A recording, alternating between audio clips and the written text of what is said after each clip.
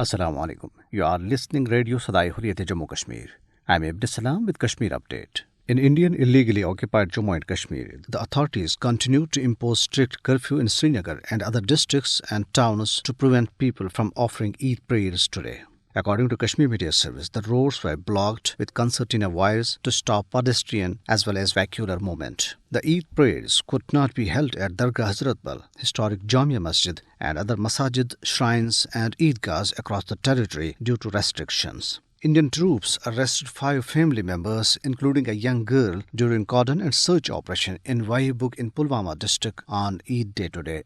The troops abused and harassed a photojournalist, Saqib Majid, while he was covering the restrictions imposed by the occupation authorities in Safakadal area of Srinagar. Additional Deputy Commissioner Baramulla ruthlessly beat up and kicked people, including women, in Baramulla town.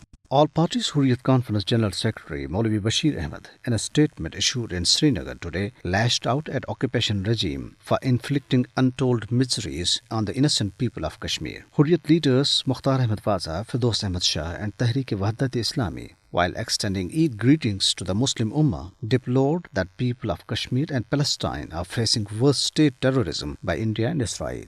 A delegation of Tehreek-e-Istiqlal led by Ghulam Nabi Wasim, during a visit to the family members of deceased Bashiruddin Najjar in Sopore, expressed concern about the health of illegally detained Hurriyat leaders and activists. Bashiruddin Najjar recently died in an accident. Meanwhile, a report released by Kashmir Media Service on Eid ul-Fitr Day today said, while the whole Muslim Ummah enjoyed the blessings of holy month of Ramadan, the Muslims of Indian illegally occupied Jammu and Kashmir continued to remain under India's strict military siege and faced violent cordon and search operations by the troops. The troops martyred 12 Kashmiris and injured over 2 dozen, including photojournalists, in 134 cordon and search operations during the month.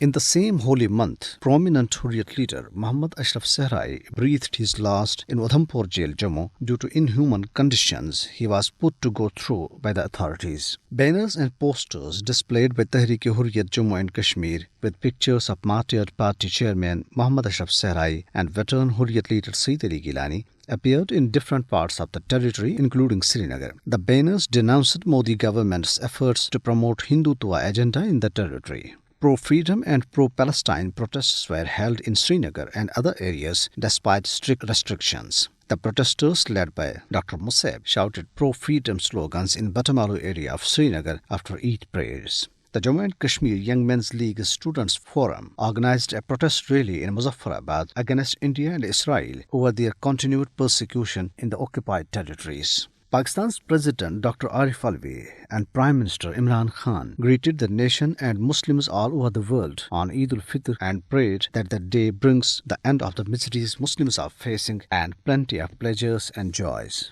In their special messages on the eve of Eid ul-Fitr, they said that the prayers and wishes of Pakistani nation are with the people of Indian illegally occupied Jammu and Kashmir.